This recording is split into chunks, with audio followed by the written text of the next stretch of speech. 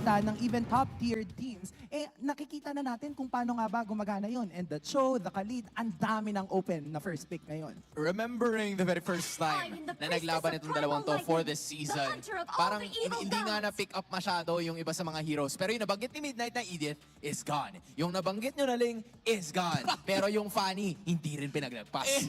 Ito yung yung alam mo yung binder ni Bonchan tsaka ni Dexter, parehas laman. Yung binabangit na na Link natanggal na, yung Edith tinanggal din, ng Blacklist, yung Tig tinanggal din. Phoveus yung kasunod nito, either Phoveus or yung mga Gatot Kacha, pwede rin tanggalin niya ng Aurora. But one thing is for sure, Blacklist International, pwede nilang kunin yung Hayabusa or Julian. Yes. Or baka magkaroon ng potential na mag-flex into other first pick material heroes like the Khalid, yung Cho na nagiging popular na rin in recent series na nakikita natin. So it really is gonna depend sa Aurora kung ano yung ban nila. But they decided to go to ban this Phoveus, okay? Yeah. And most likely doon nga mauuwi yung first pick natin. Haya at to feeling ko. O, diba? There you go. Yan ang Haya. Tapos, ang pwedeng maging response naman dito ng Aurora, I think, Moskov is a great pick. Moskov, Cho. Harith, pwede. May Cho, Matilda pwede. pa actually.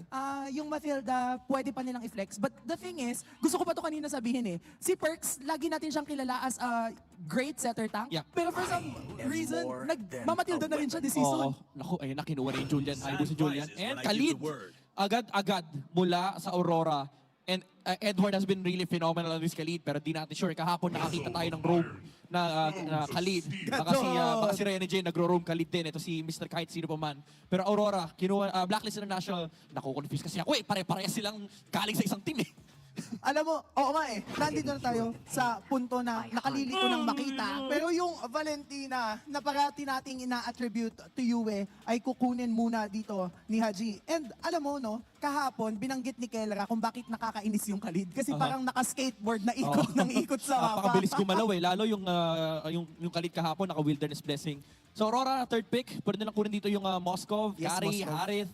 Marami silang pwede kunin for the gold lane. Open pa rin naman yung mga mage ni Yue. Like yung Vexana, Louis, and of course yung popular recently na Paramis. Vic, let's go for the Moskov here on Doming. Ito na, yung Paldoming. Paldoming hero na hinahanap natin. Yung macro advantage meron din sila. And potentially, pwede pa nilang kunin yung Louis sa fourth pick. Oo. And maganda din, no, na dito sa second half ng ating draft, pupuruhan na ng Aurora MLBB si Oheb na binabanggit natin kanina pa is one of the gold laners na kayang-kayang mag-pull off. So I think a Lunox is a possible ban here just so that malilimitahan nila yung existing heroes pa ni Oheb. That's very true kasi si Lunox talaga ay isang lane dominator. Kahit yung Moskov, nakikita natin lumalamang talaga yung Lunox. And it's a hero that can burst a lot of the heroes here of Aurora. Napakaganda nung naging draft set natin for both sides. Ang question na dito is Aurora, ano yung pipiliin nila? Pwede nilang parastain actually yung Lunox if they have something prepared against it. Pero ito yung maganda yung Mage Battle Mage Battle, I would like to give major shoutouts to the mentor before the mentee. Valentina ang isa sa mga pinaginagamit na heroes nitong si Haji. And just take a look at the KDA, 10.67. That is massive when staying alive. Especially when you're a team na halos puro team fight ang gusto niyo talagang gawin. KDA machine no? Nabigla din ako, Juicin yung binan. Oo. Na ang tagal nating hindi nakita, pero kahapon na nakikita natin, sobrang effective, especially against sa Gatot Kacha. And now for Aurora MLBB, I think pwede na silang kumuha ng hero ni Yue. Louis, Aurora. Lilia, Aurora. Yes. Ganda nung ganda nung actually yung parehas na ban, no? Yung Juicin, pati na rin yung Correct. CC. Napakalalim, hinugot sa ilalim ng baul. Full respect din kami na from Dexter, isa sa mga specialty to ni Lord JM. Yung CC, basically mga sustain XP na kayang mang-kite. And Aurora, again, fourth pick, pwede silang kumuha ng mage dito. Pwede rin naman nila i-last pick, reveal nila yung roam nila. Something like a Jawhead. Pero hindi, kinuha, ayun na, Aurora. Aurora for Aurora. And now, isa sa maging, I think magandang pick din right now for Blacklist International. If not, the Claude ay yung pwede mag-Beatrix si Oheb kung gusto niya. Filipino Sniper! Pwede din siyang mag-Lunox, Alice. Yun yung mga possible picks. Just so that madodominate niya yung lane niya. Yeah. Pero ang ganda din ng ginawa ng Aurora dito na nag-veer muna sila towards the mid lane kasi alam nila na yung Khalid pwede pang i-flex. Oo, kasi nga, again, nakakita tayo ng roam na Khalid kahapon. And si Rene J, hindi natin sure kung ano pa yung gagamitin niya rito. Wala na yung Tigreal. Ang mga latest na nagiging option dito ng Aurora is yung, again, yung Matilda. Pero pwede pa rin ng mga umikot dito na bumalik sila sa mga Jawhead, yung mga Grok, Cho, specifically yung open mga pa. Cho. And maybe, may Carmilla din. 1-1! Ayan na. Nilabas na. Na-miss ni Oheb to. Nagkadya bigla si Rene J tsaka Franco. Oo. Marami actually. Matilda, Kaja, Ruby, pwede rin. Yeah. Carmela, okay lang din. Pwede siyang mag-deep lockdown para lang kapag tumalon si Perks Digi, with the Avatar of the Guardian ay pwede niyang mahuli. But then again, open pa din yung show. Ang worry ko lang if mag-show siya, merong possibility Ayan na ma-immune siya nung Purify ni Haji tapos yung second skill ni Oheb. Oo, kasi ang kinagandaan dito, pwede mong i-force yung second skill or yung semi-purify ni 1-1. Kapag nawala na yun, libreng-libre na siya pasukin nila Kalin, nila Julian. Pwede nga flickeran ng Aurora yan eh. So it doesn't matter if kaya i-purify ni Oheb yung mga spells dito ng Aurora as long as ma-burn. And ang kinagandaan dito sa Cho is that it's very mobile and it's a good hero that can deal with the Hayabusa kasi may flicker kick na pwede manggaling kay Renegade. The thing about this lineup of Blacklist International though, ay kailangan nilang makapag-snowball para lang ma-ensure na mananalo sila towards the late game. Kaya kung nakikita natin, late game potential, mas malaki talaga for Blacklist International. But Aurora needs to be able to stop that earlier on. Earlier on, you have the Khalid. Later on, Blacklist has the 1-1. Game 1, it is now time. Casters, pasok. Unang tagpo ni Oheb kontra Aurora at unang pagbabalik ng kanyang 1-1 para dito sa regular season. Napakarami nating aabangan. Pakiramdam ko nga napaka-unli hide and seek nung setup ng dalawang teams natin eh. Oo, magiging mailap talaga sila dito sa ating game or pwede din naman bakbakan na agad. Dahil dating mga magkakakampi ang magkakatapat ngayon. Nakita natin kanina dun sa ang palag mo, may mga matatalas na nabitawan na kataga. Oo, lalo yung kay Renegade. Yun yung tumatak sa akin eh. Sabi niya, galingan mo. Kasi huling beses na naglaro ako sa Blacklist, nag-M5 daw kami. Oo. Pag mga ganun, parang minsan may factor siya, It's Oo. either ma-apektuhan ka negatively or positively. But so far, the usual rotation pa lang naman. Yes. Yung nakikita natin, aabangan ko talaga kung paano yung tapatang 1-1 ni Oheb at Moscow ni Doming. Oo, kasi kung ikaw yung kumbaga naatasang maghanap para dito sa dalawang teams na ito, no? Parang kailangan mo talagang maabot dito si Oheb. At kung ikaw naman ang nasa side ng Blacklist International, tatargetin mo talaga dito si Doming or even Yue. Pero alam naman natin kasi yung advantages ng isang Aurora sa kontra sa isang assassin. Namely yung Hayabusa, hawak-hawak dito ni MP the King. Oo nga, so actually kung titignan natin yung mga heroes na gamit dito ng mga players, parang karamihan talaga ay pwede natin sabihin na gamay nila. Oo. Gamitin yung mga heroes na to, lalo na kay Renegade sa kanyang Cho, even MP the King. If I'm not mistaken, mga week 2, week 3, ito talaga yung naging maugong Oo. na hero na ginamit ni MP. So ito yung sinabi natin na baka magkabakbakan agad. Yes. Yung dalawang teams natin probably sa may top lane, sa may XP lane, parang nagbago na yung rotation, no? Oo, sa totoo lang kung ako si Haji dito, hindi ko alam kung ano ang pinakagusto kong unahin pagka-level 4. ano? Yung Raging Sandstorm ba o yung Frigid Glacier dito ni Yue. Kasi pareho namang maganda pausapin ng team fight na sila yung mag-either start, tas meron pa silang possible follow-up kasi may Avatar of the Guardian pa nga dito si Perks. So kung yun ang natitignan mo, napakaraming playmaking possibilities for Blacklist International. Oh, speaking of Volk sa may top lane, nagkakapoke na agad ang ating mga players pero gaya na sinabi natin dahil kabisado na ng isa't isa. Expect natin may bakbakan pero baka walang casualty. Pero ito na, nakita natin si Reyna J, zone out pala. Dito si Hayabusa at yung turtle mapupunta kay Timon kahit ang Lord JM kamutikan pang mamatay. Napunta na sa ibang pwesto ng mapa pero hindi na makakatakas pa first blood para sa Aurora, hindi pa tapos ang laban. Yun pala ang kukopyahin niya, Way of the Dragon, para lang mapatigil si Rene J sa panggugulo. Oh, kakaiba na to para tuloy-tuloy talaga. Non-stop action para sa linggo. Wow. Hatid sa atin ang Aurora at ng Blacklist. Purple bomb pa lang to, Brigida. Kanina na nga napunta, nakakuha ni Demon Kite. Yung nagawa doon ni Rene J ang nagbigay daan sa kung bakit kahit pa may flicker final slash attempt dun si Lord JM, kahit pa na talagang tinry nila na makipagsabayan, hindi na siya naging successful kasi wala naman yung makakapag-secure ng objective para sa kanila.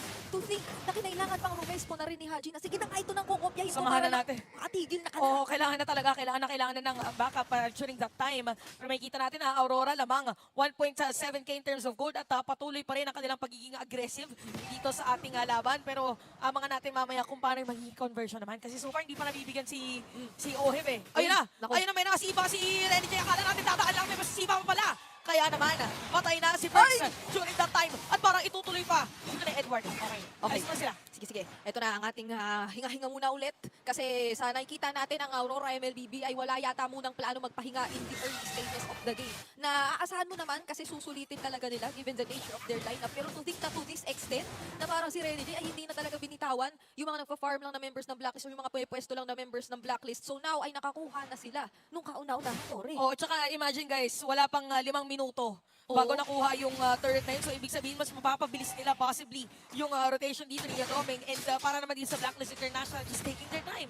Kasi alam din naman natin yung split push capability ng 1-1 and even Hayabusa dito ni MP the King. But yung non-stop talaga nagiging pokes coming in from Aurora dito sa ating laban. Masisipa si Lord JM pero hindi yata itutuloy habang si Haji. Pero pagpasok doon, final slash, ginamit na. Mauna na base dito si Uwe pero makapatay pa. Nag-active registration po na dito sa kamay ni MP the King pero itutuloy pa. Double kill kay MP the King. Parang napaganda ba? Si Haji lang ang nakuha dito ng Aurora. Naku, gusto pa yata nilang umisa pero hindi tumama yung Spear of Destruction at nakauwi ng ligtas ang ibang mga miyembro ng Blacklist. And I think at that moment, kailangan nating i-comment kung gaano ka-decisive yung Blacklist na hindi naging accurate yung angulo nung sipa ni Rene J. Ibubuhos na natin yung skills natin dito. May advantage tayo, i-capitalize natin. Oh, siguro naisip nila during that time ay na parang nga nagkamali na yata or ibig sabihin niya malalapat yung mga kakampi. Dito ni Rene J kaya nga naipilit nung time na yun. Pero ang movement ng Aurora, punta muna dito sa turtle, mukhang hindi yata makakapag-contest at hindi na nga nakapag-contest dahil masisecure ni Demon kahit yung pagong. Oo, tsaka ngayon na paunti-unti lang yung mga nakikita nating pagsama-sama ni Domeng kasi talagang yung nagiging idea yata ng Aurora MLBB dito ay focus sa objectives, focus doon sa mga pwede nating kuhain na mga tore kasi doon natin na ma-maximize yung talagang mahihirapan ng humanap ang Blacklist International ng pick-offs dito. Mahihirapan sila na makipag-ube kapag tayo yung nauna na nag-group up together. Oo, tsaka kaya pala parang isang di palagi yung lamang pagdating doon sa vision. Kaya naging go signal for Blacklist is kapag ka nagkamali ng sipa or pagka nasobrahan ng kalaliman. Kaso yun nga lang si Oheb yata mauhuli doon na buhay dahil meron vitalize. Ginamit ng Raging Sandstorm at Price kamay dito ni Oheb. Nabaliktad na naman yung supposedly set-up play ng Aurora. So alam na rin ng Blacklist International dito na kaya nating makipagsabayan dun. Basta mahanap natin at ma-anticipate yung mga ganoong plano ng Aurora MLBB. Pero all the while nangyayari yung Demon kahit sa bottom lane. Mukhang siya ay nakapag-secure ng isa pang tore na hindi na naman namamalaya ng Blacklist International. So parang kailangan mo pala talagang balansin yung atensyon mo against Aurora MLBB sa sobrang kontrolado nila yung mapa at this point. O tsaka as much as possible parang kailangan na pag meron kang sinet-upan, sure na masisecure din. Kasi if not, parang ready din. Dito yung heroes ng Blacklist International. So far, 4-4 ang ating score. Nagkakapalitan lang din dito na ibang objectives. But for Aurora, nakasira na sila ng Torres sa top lane. And even dalawa pa nga sa may bottom lane. Oh, feeling ko talaga kung ikaw si MG ngayon, mag-focus ka muna doon sa ibang parte ng mapa. Pero teka lang, may setup na naman si Rene J! Lord James gonna be down. Si Rene J dito may binili ng flicker out. Pero Louis na si Oheb. Rene J patay pero itutuloy dito ng Aurora. Dumali na rin si Dome. After the Guardian, wala yung patatamaan. Naku, hindi na yun muna papalaga ang Blacklist International dito. Kanya-kanyang balik muna sa sarili nilang mga pwesto. Isipin mo na lamang kung gaano kabigat ang responsibilidad na hawak-hawak ngayon ng mga tagahanap ng Blacklist. MP the King. Maganda ang kanyang nagiging, kumbaga, response sa ganitong sitwasyon. Even if si Yue ay 3-1-2 on the Aurora, parang na-force ka na. Si Doming na lang ang hanapin natin, pero sobrang well-protected din kasi niya. Oo, parang every time nandun na agad si Domeng sa mga pwesto. And 4-1 agad ang kalamangan dito ng Aurora para sa ating laban. Even Yue ay mayroon ng Divine Glaive. So imagine the damage na pwede ibigay para dito sa ating game. And even yung mga setups or backup damage ng Aurora is already on point. Probably because meron silang sustain. Pwedeng may dumating anytime. Kahit yung mga talon. So movement speed-wise ay lupa ng mga Aurora. Blacklist naman yung potential nila na biglang lumipad. Dito si Oheb. Kanina nakita na natin yon in action. Nakahanap dito ng isang magandang crossbow of Tang si Oheb. And hindi pa naman siya sobrang napipick off din or na-shutdown dito ng Aurora MLBB. So pinangkakapitan lang talaga ng Blacklist International dito yung potential na late game nila. Kasi hindi lang naman late game din ang ating babantayan dito sa kumpunang ito. Even yung counter engages na pwede talaga nilang gawin yun given the nature of their lineup. May isang beses na kinopya na rin ni Haji yung Raging Sandstorm. At sobrang naging ganda nun kasi yun yata yung moment na immediate punish yun sa mistake na nangyari sa Aurora. So ibig sabihin parang kung sino mas may tamang naging desisyon sa moment na yun, parang sila yung lalamang. Kasi even na yung lineup potential nga dito ng Blacklist International is kaya-kaya din na pumiglas dito laban sa Aurora. Siguro naging strength na ng Aurora is kung titingnan natin yung mapa dito ng Blacklist, talagang napalit na. Dahil wala pa nasisira kahit isang tore dito yung Blacklist. Pero the moment na magkaroon ng magandang setup play or backup na rin doon sa mga setup nila, ay probably sila yung umangat. Mukhang ito yata yung inaantay dahil bibigyan na si Rene J. Ginamit yung final slash, shadow kill, makapatay pa, nakatakas pa! Na-timingan yata doon kung ilan lang yung mga magiging lipad nung Anino. At talagang tinimingan niya lang yung shoot po at hindi pa siya nabigyan kahit halos kumpleto yung Blacklist International. Pero ito yung talagang maiintindihan mo kung bakit sobrang nagsasama-sama na sila. Ayaw mo nang ibigay yung mid lane tore na to. Mid lane tore. Ayaw ayaw Oh. ko pang ibigay Tama naman, mid lane to, Oo right? nga, yung purple buff ni MP Daki, napakahirap na kasi kapag nangyari talaga yun. Oh, kasi kanina kahit may Torre pa nga ngayon, laging pinapwestuhan or laging Oo. napupuntahan. So, ganun din makikita natin by the way, pagkakatakas dun sa usage ng Shunko. Oo. Kung nagkataon na walang Shunko, baka nabaliktad pa. Pero hindi na natin mapataan si Edward sa moment na to. Siya yata ibibigyan habang si Renny J napilit na gamitin dito ng perks yung kanyang revitalize. So, reset muna para sa ating dalawang kupunan dahil nagamit yung ilan sa mga spells. Oo. At crucial na crucial yung revitalize ni perks para sana mas mapatagal sila sa teamfight. Oo, lalo sa Aurora MLBB, napagamit na rin to ng Raging Sandstorm and yung Way of the Dragon para kay Renny J. Samantalang halos kumpleto pa naman. Aside from battle spells nga, dito perks, yung ultimates na meron ang Blacklist International. So ramdam mo rin naman yung disiplina na ipinapamalas ng Aurora MLBB ngayon as we check yung items na hawak-hawak din ng ating mga crucial members. Grabe, kahit pa paano na mamanage siya, hindi sobrang laki. Kung kaklamangan pa, Oo, parang konting habol lang pagdating sa items. yung Yung gold lane mo. Oo, yun yung sinasabi natin na parang isang maganda na setup lang or magkamaliman ang isang team ay pwedeng mag-iiba talaga yung direksyon ng ating laban. Okay, si Perks yata ang unang tatargetin at try na i-zone dito ni Renny J. Meron mga pag-poke from Blacklist International. Oheb, napakatapang na ni Oheb ngayon. Nakamdaman niya yata, meron naman akong item eh. Oh, tsaka kakamuntikan ng ma-stackan doon si Renny J. Na-force out nga yung flicker doon. So, I think malaking bagay yun kung ikaw ang Blacklist International dito na kahit papano ma-timingan na rin kung ano man ang mga magiging plano mo kung gusto mo na rin simulan ang labang ito kontra sa Aurora. Tayo na ngayon magsisimula. Si Edward hindi na yata makakatakas. Okay, killing spree na dito si Oheb. So -1 na ngayon ang side ng Aurora. Ito na ba yung perfect timing para simulan ng Blacklist yung Lord. Pero si Doming nandun pala sa may bottom lane. Pumapat siya lang ng mga minion. Kailangan mapangat yung minion para merong isang dedepensa or kahit dalawa pa from Blacklist at hindi masimulan yung Lord. It's all part of the plan dahil napatay si Edward. Sa totoo lang, ang bilis lumipat ni Doming. Pagka may nakikita siya na, ay teka lang, may mapipitas na yata sa amin, parang immediately meron na siyang na-maximize doon sa opposite lane. So in turn, maski si MP The King, hindi yata agad-agad nakakapag-una para dito sa kanya mga kasama. Eh parang isa pa nga siya doon sa mga magiging reliable na pang-check bush gamit yung mga quad shadows. Pero ayaw mo rin naman kasi na sobrang doon mo lang i-allot yung crucial na skill na yun. Oo, medyo magiging sayang sabihin na natin or mas Oo. gusto mo sana na madami ang maapektuhan. So ayan, eto na Lord Enhance, 12 minutes na tayo ladies and gents. Nabila na yung mga pwedeng defensive items. Si Oheb meron ng Wind of Nature para dito sa ating game. So nakabang ngayon kung saan pwede pumasok anytime yung mga players. Okay, wala pa namang figure dito si Renny J, pero kahit papaano ay makakahanap yata siya, pero napigilan ni Berks. Nakakastak pa yata dito si Owe, matando na yung crossbow of Tang! Napunta pa rin kay Nemo Kaita pero nga rin tutuloy na hindi fight. Okay. Berks is gonna be down. At para ito na yata inaantay na double kill na para kay Haji. Merong with the crowd para kay Nemo Kaita pero patay pa rin. Si Uy! Haji nagkakapalitan na nabaliktad pa. Akala ko lamang na dito yung blacklist pero hindi. Hindi! Hinahabol nila si Oheb. Kailangan tumakbo ngayon ni Oheb.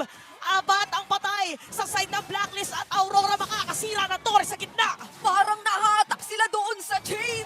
Doon sa napakataas na damage na naibato ni Demon kahit nagkasakto-sakto lahat ng mga binato ng Aurora MLBB. At ngayon, parang iisang diretso lang ang gusto nilang tignan! Oo, talagang gustong kuhanin dito ng Aurora. Ginamit pa yung Raging Sensor para makapag-zone out. Pero ayun na nga, gaya na sinabi natin, Aurora agad. Ang kumunang ito, napakapursigido lang nila lagi.